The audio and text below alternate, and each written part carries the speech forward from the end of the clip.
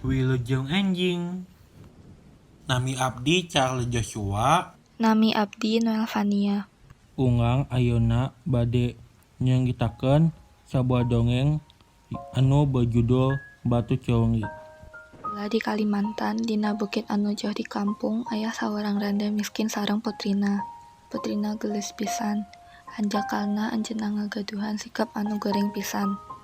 Mojang itu ngedul pisan henteu pernah ngabantosan indungna dina padaleman bumi. Gawena ngan ukur ku dandan unggal dinten, salian kedul anjeunna oge manja pisan. Sagala pamundut kedah diturut.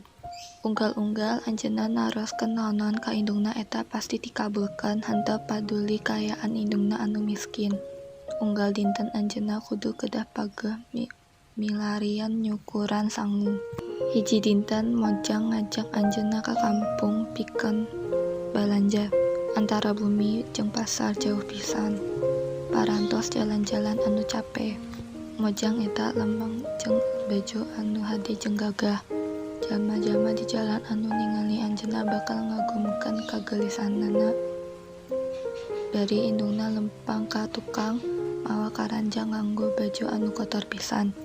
Kusabab aranjeunna kantun di tempat anu jauh teu aya anu nyahoir awewe anu kabur nyaeta indung sareng saurang putri. Aranjeunna mimiti asup ka kampung, jalma-jalma ningali aranjeunna.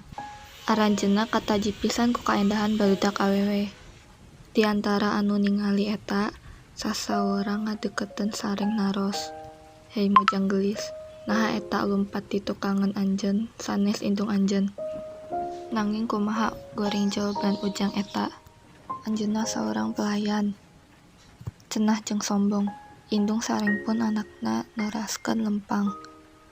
Taseur deui saurang ngadeuketan sareng naros ka Mojang.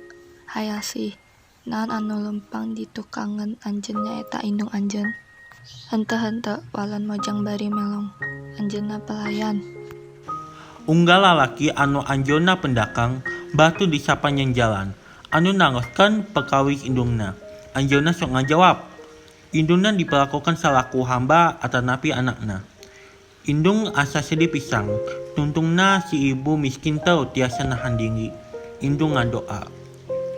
Ya Allah, abdi henteu tiasa nyanda hinaan ieu.